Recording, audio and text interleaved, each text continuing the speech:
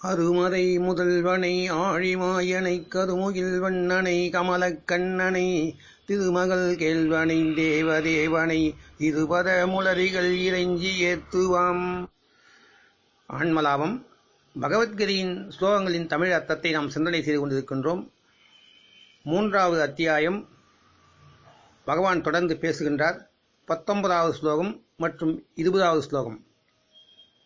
ஆகையினால் நீ செய்ய வேண்டிய நித்திய கர்மத்தை பலனில் ஆசை இல்லாதவனாய் எப்பொழுதும் நன்றாக செய்ய கடவாய். ஏனெனில் பலனில் ஆசையற்றவனாய் கர்மம் செய்கின்ற புருஷன் மோட்சத்தை பெறுகின்றான். எதனால் ஜனகர் முதலானோர்கள் நிஷ்காம கர்மத்தினாலேயே முக்தியை பெற முயன்றார்களோ அதனாலும், அல்லது நீ உலகத்தை நல்வழியில் நடக்கச் செய்தலை நன்கு ஆலோசித்தும் கர்மத்தை செய்ய தகுந்தவனே ஆகிறாய். இது ஸ்லோகம். 2வது அத்தியாயத்தின் பிற்பகுதியில் கர்மயோகத்தை உபதேசித்தார் பகவான். மீண்டும் இந்த அத்தியாயத்தில் கர்மயோகத்தை விளக்குகின்றார். அப்படியானால் இரண்டிற்கும் அடிப்படையில் வித்தியாசம் இருக்கிறது, முடிவு மட்டும் ஒன்றே. 2வது அத்தியாயத்தில் போதித்த கர்மயோகம் நிஷ்காம கர்மத்தை ஆதாரமாக கொண்டது. பலனை எதிர்பார்க்காத செயல் நிஷ்காம கர்மம். 3வது அத்தியாயத்தில் வரும் கர்மயோகம் பற்றின்மையை அடிப்படையாக கொண்டது. பற்றின்மை என்பதை தவறாக புரிந்து கொண்டிருக்கிறோம். இதனை தெளிவாக ஆக்கிக் கொள்வது நல்லது. வாக்கு மகத்துவம் வாய்ந்த உரையாசிரியர்களின் கருத்தை எடுத்துக்கொண்டு இந்த ஸ்லோகத்தை நாம் புரிந்து கொள்வோம். பற்றின்மை. இந்த வழிகளை கொண்ட கர்மயோகம் அனாசக்தி யோகம் என்று அழைக்கப்படுகின்றது. பற்றின்மை, இதை அடிப்படையாக கொண்ட கர்மயோகம் அனாசக்தி யோகம் என்று சொல்லப்படுகிறது. ஆசக்த, விரக்தி, இந்த 2 சொற்களையும் முதல் கவனிப்போம். ஆசக்த என்றால் பற்றுடன் என்று பொருள். விரக்தி என்றால் வெறுப்பு, அதிருப்தி அடைந்த நிலை. நாம் அடிக்கடி இந்த 2 நிலைகளிலும் மாறிக்கொண்டே இருக்கிறோம். சில நேரங்களில் மனம் ஆசக்தியில் செயல்படுகிறது, மற்ற சில நேரங்களில் விரக்தியில் துடிக்கிறது. பற்றினாலும் ஈர்க்கப்படுகின்றோம், விரக்தியினாலும் விலக்கப்படுகின்றோம். ஆக பற்றுடன் இருக்கும் போதும் சரி, விரக்தியில் இருக்கும் போதும் சரி, மையம் ஒன்றாகத்தான் இருக்கின்றது, திசைதான் மாறுகின்றது. ஆசக்த, பற்றின் எதிர் திசை விரக்தி. ஆசக்த என்றால் பற்று, விரக்தி என்பது அந்த பற்றினுடைய எதிர் திசை. பெண்ணை கண்டு ஆசைப்படுகின்றோம், பெண்ணை கண்டு பயந்து ஓடுகின்றோம். ஈர்ப்புக்கும் விலக்குதலுக்கும் மையம் பெண்ணே. பெண் மீது ஆசைப்படுகின்ற போது மையத்தில், அதாவது உள் மையத்தில், மனதில் பெண்தான் இருக்கின்றாள். பெண் வேண்டாம் என்று ஓடுகின்றவனுடைய மனதிலும் பெண்தான் இருக்கின்றாள். திசைதான் மாறுகின்றது. ஒருவனுக்கு பணம் என்றால் அடைய ஓடுகின்றான், மற்றொருவன் பணம் என்றவுடன் கண்களை மூடிக்கொள்கின்றான். இருவருக்கும் பணம்தான் மையப்பொருள். 2ம் துருவங்கள். பற்றும் விரக்தியும் 2 துருவங்கள். ஒன்று வட துருவம், மற்றொன்று தென் துருவம் போல். பற்றிலேயே தொடர்ந்து இருப்பவன் அவனுடைய மனதிலும் விரக்தி தோன்றும். விரக்தியிலே வாழ்ந்தாலும் அவன் மனதில் பற்று தோன்றும். இதை விட்டால் மற்றொன்றை பற்றிக் கொள்ளும், அதை விட்டால் இதை பற்றிக் கொள்ளும். எதிர் துருவங்கள். ஒரு துருவத்தில் இருந்து மற்ற துருவத்திற்கு தாவி விடுவது, இதுதான் மனதின் தன்மை. பற்றின்மை என்பதை வெறுப்பு என்றே நாம் நினைத்துக் கொண்டிருக்கின்றோம். அது வெறுப்பு அன்று. வெறுப்பு என்பதும் ஒரு வகையில் பற்றுதான். அது எதிர்மறையான பற்று. நமக்கு எது பிடிக்கிறதோ அதன் பின்னால் ஓடுகின்றோம். இது உடன்பாட்டு பற்று. நமக்கு எது பிடிக்கவில்லையோ, வெறுப்பை ஏற்படுத்துகின்றதோ அதனை விட்டு விலகி ஓடுகின்றோம். இதுவும் ஒரு வகையில் பற்றே, அதாவது எதிர்மறை பற்று என்று சொல்லலாம். பற்றின்மை இது கிடையாது. எதிர்மறையில் ஓடுவது பற்றின்மை ஆகாது. ஆசக்தி விரக்தி, அதாவது பற்று வெறுப்பு, இரண்டுக்கும் மத்தியில் நின்று விடுவதுதான் பற்றின்மை. அதுதான் அனாசக்தி. மகாவீரர் சொன்ன ராகம் விராகம் வீரராகம் ஏறக்குறைய இதே பொருளை கொண்டதுதான். புத்தரின் வாழ்வில் நடந்த கதை ஒன்று படித்திருக்கிறேன். ஒரு சமயம் புத்தரிடம் ஒரு அரசன் தீட்சை பெற்று பிக்குவாக மாறிவிட விருப்பம் தெரிவித்தான். சுற்றியிருந்த பிக்குகள் ரகசியமாக புத்தரிடம் கூறினார்கள், இந்த அரசன் மிகவும் காமுகன்.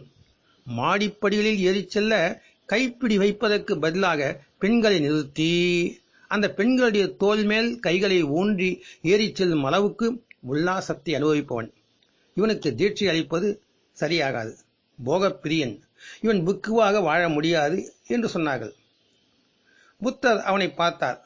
தீட்சைக்கு 2 நாட்கள் கழித்து வருமாறு அவனை அனுப்பிவிட்டார். புத்தரின் கணக்கு தவறி போகும் என்று அங்கிருந்த பிக்குகள் நினைத்தார்கள்.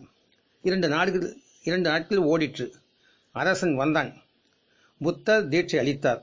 அவன் அனைத்தையும் துறந்து பிக்குவாக மாறிவிட்டான். புத்தருடன் ஊர் ஊராக மற்ற பிக்குகளுடன் பிரயாணம் செய்தான். செல்லும் பாதையில் முட்கள் இருந்தால், வெயில் வந்ததால் மற்ற பிக்குகள் சற்று தள்ளி சுற்றி கொண்டு போவார்கள். முள்கள் இருக்கிறதே, வெயில் இருக்கிறதே என்று பழைய பிக்குகள்லாம் சுற்றி கொண்டு போவார்கள். ஆனால் புதியதாக சேர்ந்த இந்த அரச பிக்குவோ அதன் மேல் கால் வைத்து பாதை நடைமாறாமல் செல்வான். தடை இருந்தாலும் நேராகவே அதன் மேலேயே நடந்து செல்வான்.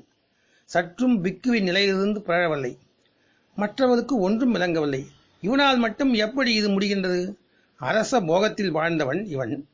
கீழ்நிலைக்கு வந்து துறவரத்தை கடைபிடித்து அதிலும் அதற்குரிய இலக்கணத்தில் பிடிவாதமாக நடந்து கொள்வது எப்படி சாத்தியம்? ஒரு நாள் அந்த அரச பிக்குவுக்கு உடல்நலம் சரியில்லாமல் போய் பிரயாணத்திற்கு உடன் வர முடியவில்லை. புத்தர் மற்ற பிக்குகளையெல்லாம் அழைத்துக் கொண்டு அவன் தங்கியிருந்த இடத்திற்கு சென்று நலம் விசாரித்தார். கடைசியாக புத்தர் கேட்டார் அவனிடம், யாரும் எதிர்பார்க்காத அளவிற்கு துறவரத்தில் நிலைத்தது எப்படி? இவர்களுக்கெல்லாம் விளங்குமாறு நீ சொல் என்றார். அவன் சொன்னான், நான் போகத்தின் உச்சியில் அனைத்தையும் அனுபவித்து விட்டேன். தொடர்ச்சியாக அதற்கு மேல் செல்வதற்கு என்ன இருக்கிறது? மனம் சலித்து விட்டது, துறவரத்தில் திரும்பிவிட்டது என்றான். புத்தர் பிக்குகளுக்கு சொன்னார், மனம் எப்போதும் உயர்ந்த நிலையில் இருக்கும், இல்லை என்றால் கீழ்நிலைக்கு வந்துவிடும். இவனும் இதைத்தான் செய்திருக்கிறான். ஆனால் என்னுடைய வழி இதுவல்ல. மஞ்சிம நிக்காய, இதுவே என் வழி. அதாவது வலதும் அல்ல இடதும் அல்ல, உயரத்திலும் அல்ல தாழ்விலும் அல்ல, சிகரத்திலும் அல்ல பள்ளத்திலும் அல்ல, ஒரு முனையில் அல்ல மறுமுனையில் அல்ல. மனம் வடதுவத்தில் நிற்பதும் அல்லது தென்துவத்தில் நிற்பதோ அல்ல. மனம் நடுவில் நிற்பதுதான் எனது வழி. அந்த நடு புள்ளியில் ஆகர்ஷணம் விகர்ஷணம் இருக்காது. அதாவது ஈர்ப்பும் இருக்காது, விலக்குவதும் இருக்காது. மனம் அசைவற்ற நிலையை அடைந்துவிடும் என்று உபதேசித்தார். பற்றின்மை இதுதான். ஆசக்தி விரக்தி, பற்று வெறுப்பு, இந்த 2 புள்ளிகளிலும் நிற்காமல் மனமானது 3வது புள்ளி, அதாவது 2க்கும் மத்தியில் ஆசக்தி பற்று இழுக்காத அதே சமயத்தில் விரக்தியும் விரட்டாத புள்ளியில் நிற்பதே. பற்று இடது பக்கம் என்றால், வெறுப்பு வலது பக்கம் என்றால், 2க்கும் வலதுக்கும் இடதுக்கும் நடுவிலே மத்திய புள்ளி ஒன்று இருக்கும். அது 2 பக்கமும் போகாமல் இருக்க முடியும். 2 பக்கமும் ஈர்க்காது. அந்த மத்தியில் நிற்பதுதான், நடு மையத்தில் நிற்பதுதான் பற்றின்மை. இந்த புள்ளியில் 2க்கும் மத்தியில் மனம் நிற்கின்ற போது பற்றின்மை மலர்கின்றது. இதுவே அனாசக்தி யோகம். உலகத்தில் பொருளை அணுகும் விதம், இதை கவனித்து பாருங்கள். வேண்டா வெறுப்புடன் பொருளை பார்க்கின்றோம். அது நமக்கு பிடிக்கவில்லை. மற்றொரு சமயம் அதே பொருளை விருப்பத்தோடு பற்றோடு பார்க்கின்றோம். வெறுப்புடன் பார்க்கும் போதும் அந்த பொருளை ஒரு கோணத்தில் நாம் அணுகுகின்றோம். ஆசையுடன் பார்க்கும் போதும் அதே பொருளை மற்றொரு கோணத்தில் அணுகுகின்றோம். 2 கோணங்களும் எதிர் எதிர் திசை. வெறுப்புடன் காண்பது நெகட்டிவ் அப்ரோச், ஆசையுடன் காண்பது பாசிட்டிவ் அப்ரோச். 2 விதங்களிலும் பொருளை நாம் அப்ரோச் செய்கிறோம். 2 நேரங்களிலும் அதே பொருள் மனதில் மையம் கொண்டிருக்கிறது. இது ஒரு நிலை அல்ல. அனாசக்தி யோகம் நடுநிலை. பொருள் இருக்கிறது, பார்த்தாலும் பற்றும் எழுவதில்லை, வெறுப்பும் எழுவதில்லை. 3 குரங்கு பொம்மைகளைப் போல ஒரு குரங்கு காதையும் வாயையும் கண்களையும் பொத்திக் கொள்வதில்லை. பொருள் பொருளாக மட்டும் தெரிகிறது. அதிலிருந்து கருத்து மதிப்பீடு ஏதும் எழுந்து மனதை பிடிப்பதில்லை. பொருளை பார்க்கலாம், பார்த்தாலும் அந்த பொருளிலிருந்து ஒரு கருத்து இல்ல மதிப்பீடு எழுந்து மனதை பிடிக்காமல் இருக்க வேண்டும். அதாவது பாசிட்டிவ் அப்ரோச் அல்லது நெகட்டிவ் அப்ரோச் எதுவுமே இல்லாமல் நடுநிலையில் நின்று விடுவதுதான் அனாசக்தி யோகம். அதனால்தான் எதை கேட்டாலும் பார்த்தாலும் முகர்ந்தாலும் ஒவ்வொரு செயலும் கம்பேர் பண்ணக்கூடாது, ஒப்பீடு செய்யக்கூடாது, அதை மதிப்பிடக்கூடாது, கருத்து எழாமல் கண்காணிக்க வேண்டும் என்று சொல்லப்படுவது. ஒப்பீடு செய்வது மதிப்பிடுவதே நடுநிலையில் நிற்காமல் செய்துவிடும். இயற்கையில் அது சரியாகத்தான் இருக்கிறது. நம்முடைய விருப்பு வெறுப்பை அதில் ஏற்றி இது சரி, இது தவறு, இது அழகாக இருக்கிறது, இது அழகல்லாமல் இருக்கிறது என்று நாம் தான் கற்பிக்கிறோம். கருத்து எழாமல் காணவும் பேசவும் செயலை செய்யவும் பழகிவிட்டால் நடுநிலையில் இருந்து வாழ முடியும். இதுதான் உண்மையான பற்றின்மை. இதனால் ஒரு பொருள் நம்மை பற்றுடன் இழுக்காது, பயமுறுத்தலோடு விரட்டாது. ஆகவே பற்று வெறுப்பு இரண்டின் பக்கமும் சாயாமல் மத்தியில் நிற்க பழக வேண்டும். தண்ணீரை குளிர வைத்தால் பனிக்கட்டியாக மாறுகிறது, சூடாக்கினால் நீராவியாகிறது. உண்மையில் நீரின் இயல்பு வெப்பம், அதாவது சூடு என்று இருக்குமாயின் குளிர வைக்க முடியாது. நீரின் இயல்பு குளிர்ச்சி என்றால் அதற்கு மாறாக சூடாக்கி நீராவியாக்க முடியாது. நீரின் இயல்பு குளிர்ச்சி வெப்பம் இரண்டையும் கடந்தது. அதனாலேயே தண்ணீரை குளிர வைக்கவும் முடியாது, சூடாக்கவும் முடியாது. அதே போன்று நாமும் பற்று விரக்தி இந்த 2 இயல்பும் உடையவர்கள் கிடையாது. ஆசக்தி மட்டும் நம்முடைய இயல்பு என்றால் விரக்தியை அடையவே முடியாது. விரக்தி மட்டுமே நம்முடைய இயல்பு என்றால் நம்மிடம் பற்று வரவே வராது. நாம் தான் விரக்தி இயல்பாச்சே, பற்று வராது. நாம் மேற்படி 2 நிலைகளிலும் இல்லை. அதில் நாம் ஆசக்தி உடையவர்களும் அல்ல, விரக்தி உடையவர்களும் அல்ல. பற்றின்மையே நமது சுயமான உண்மையான இயல்பு. நம்முடைய சாயும் தன்மையால், ஒருபுறம் சார்ந்துவிடும் தன்மையால் ஆசக்தி விரக்தி பற்று வெறுப்பு என மாறி மாறி விழுந்து விடுகிறோம். ஒரு சமயத்தில் பற்றில் இருக்கின்றோம், மற்றொரு சமயத்தில் வெறுப்பில் இருக்கின்றோம். ஆக ஏதாவது ஒரு பக்கம் நாம் இருந்து கொண்டுதான் இருக்கின்றோம். ஆனால் இரண்டுக்கும் நடு மையத்தில் நிற்பதுதான், அதாவது பற்றும் நம்மை ஈர்க்கக்கூடாது, விரக்தியும் நம்மை விரட்டக்கூடாது. அந்த நடு புள்ளிதான் அனாசக்தி யோகம். இதை புரிந்து கொண்டு அனாசக்தி யோகத்தில் பயிற்சி செய்தால் நடுநிலையில் பற்றின்மையில் மனம் நின்றுவிடும். இத்தகைய மனிதனுக்கு முக்தி காத்திருக்கிறது. அசைவற்ற மனமே சமாதியின் ஆதாரம். கிருஷ்ணர் ஜனகரை உதாரணம் காட்டுகின்றார். மிதிலையின் அரசர் ஜனகர் சீதா பிராட்டியின் தந்தையார். ஜனகர் மிகச்சிறந்த ஞானி. அவர் கூட கர்மத்தை விட்டு ஓடவில்லை. அவர் கர்மத்தை செய்து கொண்டுதான் இருந்தார். ராஜ்ய பரிபாலனம் செய்தார், தீர்ப்புகள் வழங்கினார், ராஜ்யத்தில் வருகின்ற வழக்குகளை எல்லாம் விசாரித்தார், யார் சரி தவறு என்று சொன்னார். ஆனால் சாட்சியாக நின்று அனாசக்தி யோகத்தில் நடுநிலையிலிருந்து வாழ்க்கை நடத்தினார். அவரைப் போல உலக நன்மைக்காக கர்மத்தை செய் என்று பகவான் உபதேசிக்கின்றார். கர்மத்தை விட்டு ஓடக்கூடாது. ஆசக்தன், பற்றுள்ளவன் சாட்சியாக இருக்க மாட்டான். ஏன்? அவன் ஒருபுறம் சாய்ந்து விட்டவன்.